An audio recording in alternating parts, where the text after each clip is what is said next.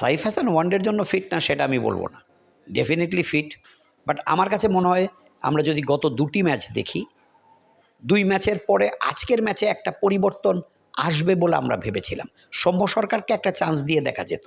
Shea butter ও vitamin E সমৃদ্ধ lily beauty soap, তারুণ্যময় উজ্জ্বল ত্বকের জন্য। সাইফ অফকোর্স 30 অড করেছেন এবং একটা 100 রানের পার্টনারশিপ ওপেনিংয়ে তার এবং তানজিদ তামিমের তিনি একটা কন্ট্রিবিউশন সেখানে রেখেছেন ওপেনিং স্লটে।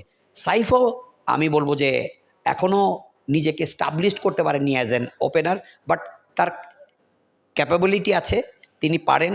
কিন্তু তার আমার কাছে মনে হয় আরও মনোযোগী, মনোসংযোগী এবং শর্ট সিলেকশনে তার আরও একটু সতর্ক সাবধানী হওয়া উচিত। সবচেয়ে বড় কথা, তার মধ্যে ক্রস ব্যাটে খেলার প্রবণতা বেশি। আপনি যতই পাওয়ার প্লে কাজে লাগানোর চেষ্টা করেন না কেন, অ্যাজ অ্যান ওপেনার আপনাকে সোজা ব্যাটে খেলার অভ্যাস রাখতে হবে। কারণ নতুন বল, কোকাবুরা বল, সাদা বল সুইং করবে।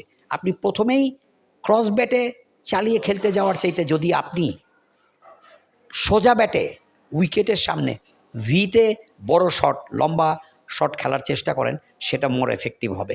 আমার কাছে মনে হয় সাইফ হাসানের ভেতরে তার শর্টস খেলার যে অ্যাবিলিটিটা আছে, তার পাশাপাশি তাকে আরেকটু সোজা ব্যাটে খেলার এবং বলের মেরিট ওয়াইজ খেলার চেষ্টা করা উচিত। But say very good opening option আমার কাছে মনে হয়। পাশাপাশি সৌম্য সরকারকেও অন্তত আজকে শেষ ম্যাচে একটা সুযোগ দিয়ে দেখা যেত, কারণ আমরা জানি ওয়েস্ট ইন্ডিজের সঙ্গে সৌম্য শেষ ম্যাচে 91 করেছিলেন। কাজে আজকের উইকেটটা ভালো আছে, ইউ নেভার নো, আজকে সৌম্য খেললে হয়তো আরও তানজিদ তামিমের সঙ্গে ওপেনিং পেয়ারটা আরও জমতে পারতো, বাংলাদেশ আরও কমান্ডিং পজিশনে থাকতে পারতো।